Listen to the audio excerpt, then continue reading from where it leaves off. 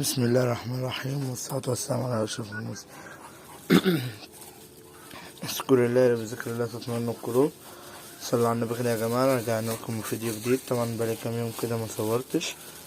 طبعا أنا قدامهم الأكل هحط لهم بس الشيشة عليها. طبعا مش قادر أتكلم.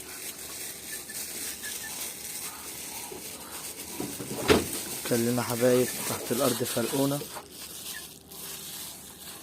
طبعا يا جماعة احنا عندنا حالة وفاة، يا رب ما تيجي عند حد الحزن أبدا.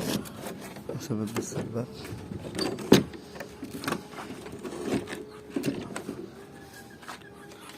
الناس كانت تعز علينا وماتت، فبقى لله وحده. ربنا يرحمهم يسكنهم فسح جناته. طبعا انا لسه مروقتش عند رامي خالص. طبعا لسه هتمامه من على البيض. طبعا مش تحتها الا بيضة واحدة، بيضة بطاية، وبتطلع يعني المفروض بكرة ولا بعد بكتير وتطلع.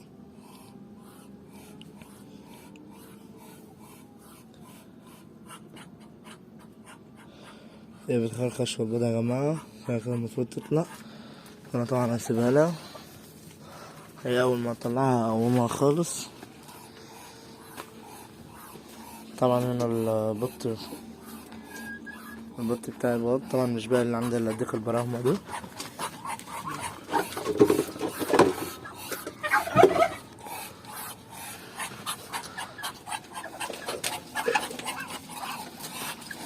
طبعا زي ما انتوا شايفين.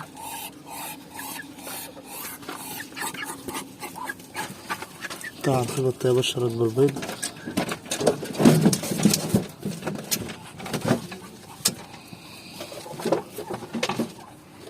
طبعا هنجيب لها عفش وهنحطه لها.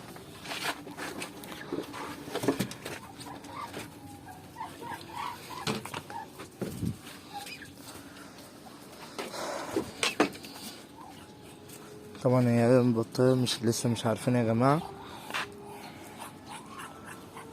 بس هي شكلها اللي هي مراقبة.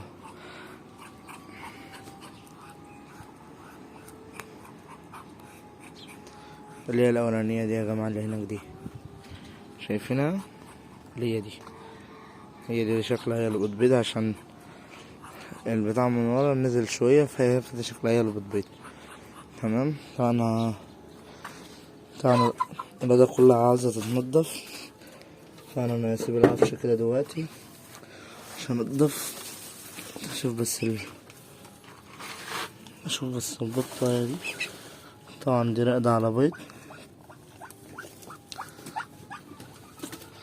طبعا أغلبية البيض ده يا جماعة باظ خلاص.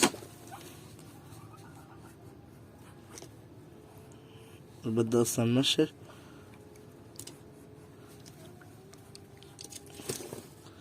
انتوا سامعين؟ ده كده مشش.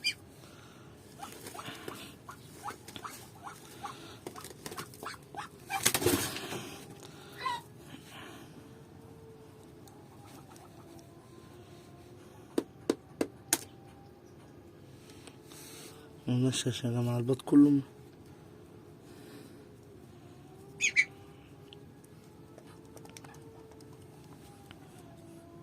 كل البيض ممشش.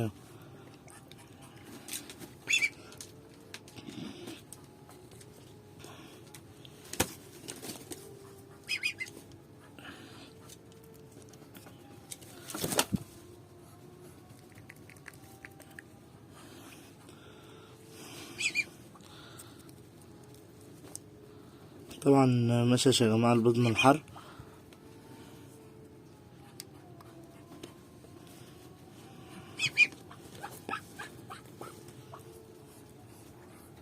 حتى البيض بتاع الفراخ اللي انا حطيته مش بقى الا 10 بيض، 4 بيض.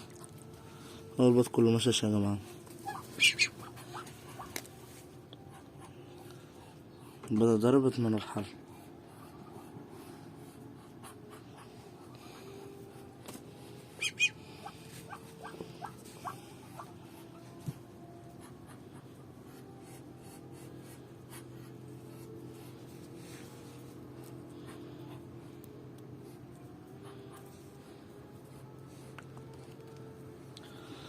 طبعا ربنا يعوض علينا. هجيب كيس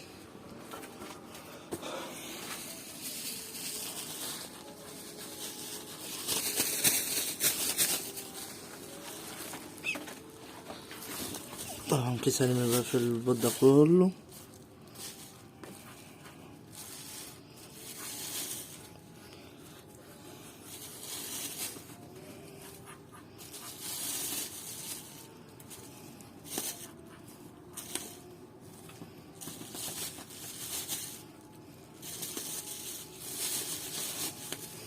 طبعا انا كده البيض اهو ممشش. طبعا انا خدته وأقومها ازاي بقى عشان ما ترقدش تاني.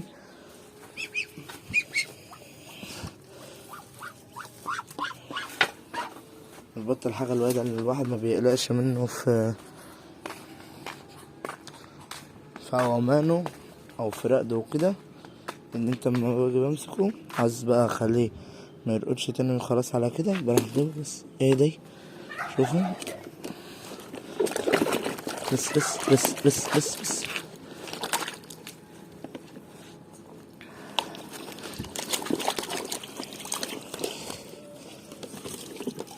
طبعا هو جوه. طبعا جورته بباله كده كام يوم كده. طبعا كده يا جماعة ما ترقدش.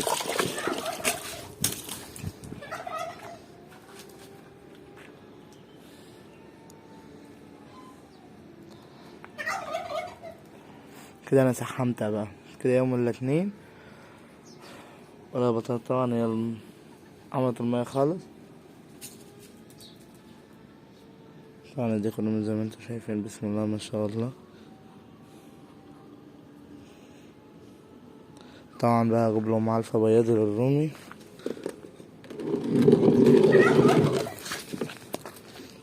هقفل كده الفيديو قبل ما يجي وارجع له. والف رحمة ونور عليك يا ستي. هي اللي علمتني يا جماعة تربية الطيور، وعلمتني ازاي لما بطية ترقد واجي عاوز اقومها او خلاص يعني ما ينفعش ان هي ترقد تاني اقومها ازاي. طبعا بقى هي كده قامت. طبعا كده انا عندي كل الطيور قامت من على البيض، مفيش كده عندي بيض خالص. انا لسه في واحده بس هي بدات بسم الله ما شاء الله ان هي تبشر تاني وتبيض. طبعا هي بيضت في مكان برضو غلط، كله حر وسخونيه. بس يلا يا جماعه احنا في اخر 7 وداخلين على 8. شهر 8 الجو هيبدا ان هو يلطف شويه. طبعا الدكر ده احنا لسه هنجرب منه اول عش. طبعا العش اللي فات كله باظ. 17 بيضه يا جماعه، اقسم بالله اقسم بالله 17 بيضه غير 10 بيضات بيض فراخ بلدي، يعني 27 بيضة في بطن. ربنا يا رب يعوض علينا ويخلف علينا بالاصلح. طبعا ستي كانت معوداني الله يرحم الف رحمه ونور تنزل عليها في هذا اليوم اللي احنا افتكرناها فيه، ان انا ازاي اخلي البط يرقد وازاي اعلمه وازاي ارقد وازاي اقومه وكده. تمام. طبعا انا همسك لهم بقى النهارده، همسك لهم عندي شويه عيش تحت همسكهم ادشهم وازود عليهم نخاله واجيب لهم عليهم بقى علفة بياضي. طبعا زي ما انتوا شايفين يا جماعه البطه الساده اللي هناك دي بسم الله ما شاء الله تبارك الرحمن، حاجه كده الله اكبر. طبعا زي ما انتوا شايفين ديك البراهمه.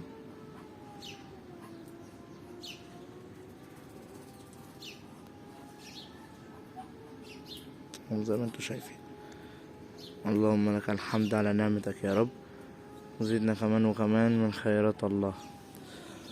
طبعا انا جبت يا جماعه الفقاسه خلاص خلصت فيها وهتجيلي ان شاء الله على اخر الاسبوع الجاي. طبعا بقى مش هنرقد بقى كتير بقى اليومين دول. طبعا الفقاسه اوتوماتيك بتشيل 1000 بيضه. تمام.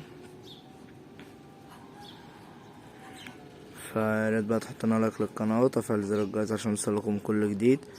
طبعا بقى ينزل لكم الفيديو ده النهارده ان شاء الله. اهم حاجه اللايكات. طبعا هنوريكم فيديو للسمان هتشوفوه دلوقتي حاجه كده بسم الله ما شاء الله تبارك الرحمن، واحسن مشروع تعملوه في البيت باقل التكلفه واقل الاسعار. احلى واجمل ناس في الدنيا واحلى متابعين. يلا استودعكم الله الذي لا تضيع ودائعه. السلام عليكم ورحمه الله وبركاته.